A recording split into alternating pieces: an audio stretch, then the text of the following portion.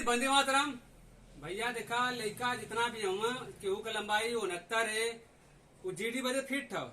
केहू क्लर्क का लंबाई 62 मांगेला, बाकी 62 लंबाई ना पिया 64 नाप दिए 65 नाप दिए बेचारा।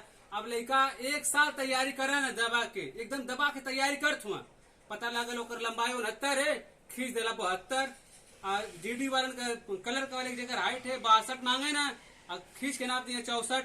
एक साल खत्म हो जाला। एक साल लगातार मेहनत करे वाला लड़का देखा ये हुआ, इनकर लंबाई का तो भाव भैया 62 है, 63 लंबाई है।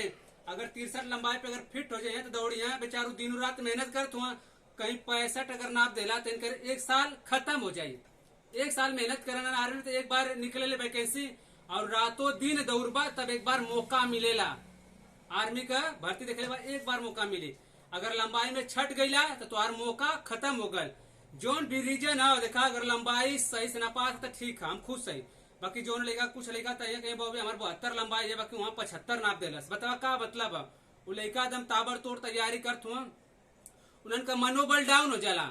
सरकार से यह निवेदन है कि जितना लंबाई हो लड़का का हो, अगर 62 है तो 62 नाप दा, 66 है तो 66 नाप दा, अगर 60 है तो 60 नाप दा, एक्यूरेट नापा, ओकर तकलीफ 1% ना होई।